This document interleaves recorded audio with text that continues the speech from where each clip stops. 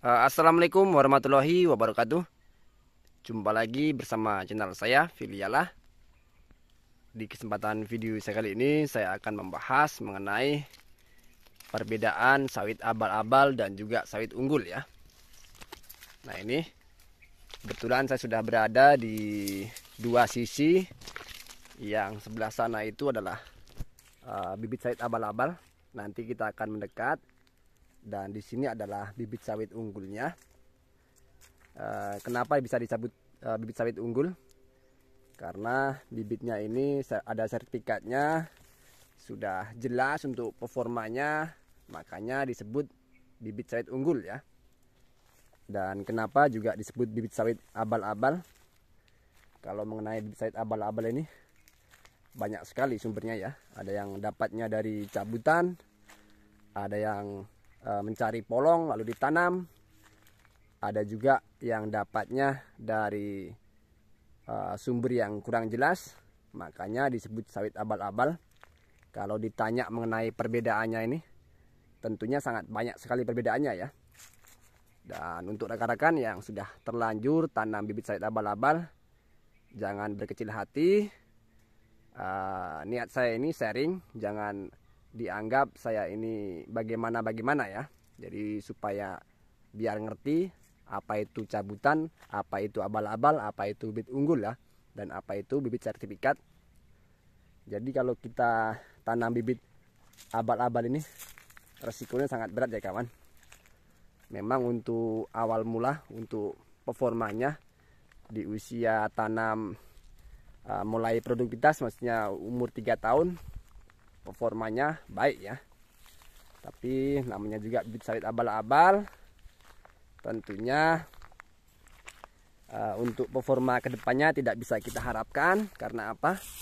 Sawit abal-abal ini, sawit abal-abal, sawit cabutan, sawit kentosan, sawit yang datangnya dari mana tanpa sertifikat yang jelas, bisa digarisbawahi ya. Nanti di usia 8 tahun ke atas, walaupun kita sudah melakukan skema pemupukan yang baik, perawatan yang baik, untuk performa buah dan performa pokoknya ini seperti ini ya kan, sangat kurang enak sekali ya untuk performa buahnya. Makanya ini diganti dengan bibit unggul, bibit sertifikat, dengan bibit baru, biar supaya performa buahnya bisa diharapkan di masa depan ya. Kalaupun ada teman-teman yang sudah terlanjur tanam bibit abal-abal, jangan berkecil hati. Usahakan sedikit demi sedikit tabung untuk membeli bibit sertifikat ya. Dan segera ganti untuk sawitnya yang masih abal-abal.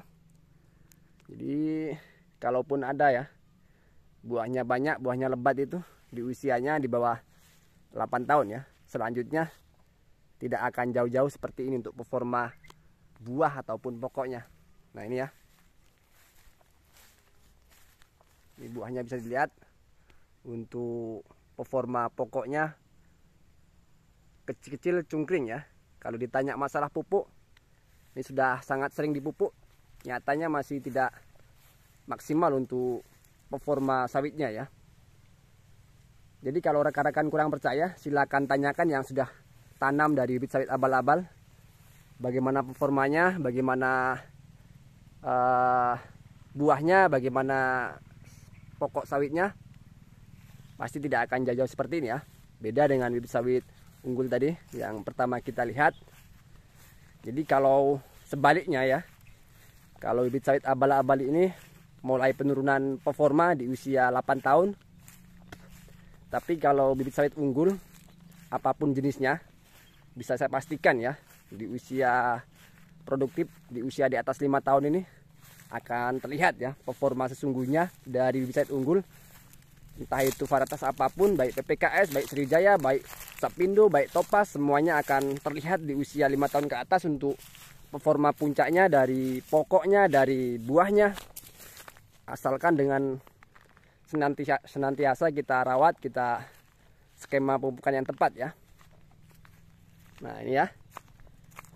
Jadi saya ucapkan mohon maaf untuk rekan-rekan, jangan salah beranggapan, niat saya ini sharing, bukan membedakan antara petani sawit. Nah, ini untuk performa bibit sawit unggul di usia 5 tahun akan memperlihatkan karakter buah, karakter pokok sebenarnya ya. Yang penting dengan skema pemupukan yang baik. Nah, ini saya serba bingung ya biasanya ya. Saya perlihatkan 1-2 pokok, dikiranya hanya itu aja yang buahnya lebat. Nah, ini ya rekan. Nah, ini kita pindah lagi biar kita perlihatkan lagi ya. Nah, ini saya sering sekali membuat video 1-2 pokok, masih saja yang beranggapan buahnya yang banyak hanya 1-2 pokok yang di video saja. Nah, ini kalau saya keliling semua akan banyak sekali makan durasi waktu ya, durasi waktu maksud saya.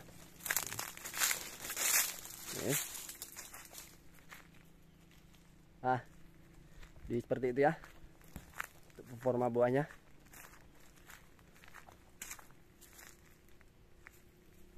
Ini untuk rekan-rekan, sekali lagi tanamlah bibit sawit unggul untuk buah yang baik, performa sawit yang baik. Tanamlah bibit sawit unggul. Kalau lagi tanam bibit abal-abal, nanti kalau sudah ada rezeki, kumpulkan untuk beli bibit unggul ya.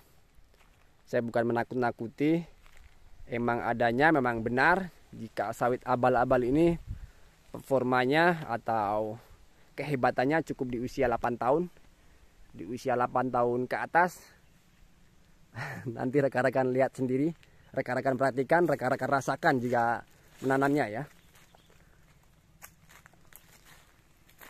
Jadi walaupun bibit sawit unggul ini mahal, tapi dengan performanya, dengan kejelasannya, dengan karakternya sudah jelas kita lihat ya.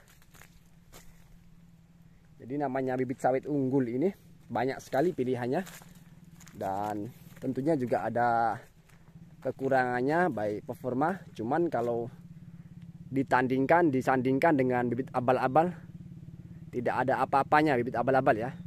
Usia performa baiknya, produktifnya hanya sampai 8 tahun.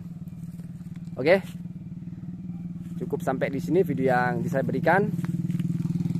Saya ucapkan mohon maaf apabila dalam sharing saya ini ada kata-kata yang kurang pantas, ada kata-kata yang menyinggung. Saya ucapkan mohon maaf. Sekali lagi niat saya sharing, mudah-mudahan untuk rekan-rekan dalam video ini ada motivasi, ada pengetahuan mengenai bibit sawit unggul dan bibit sawit abal-abal ya. Oke, jangan tanam bibit sawit abal-abal, usahakan berjuang menanam bibit sawit unggul ya, kalau tidak ingin ada rasa penyesalan. Oke, saya tutup dan saya ucapkan terima kasih. Assalamualaikum warahmatullahi wabarakatuh.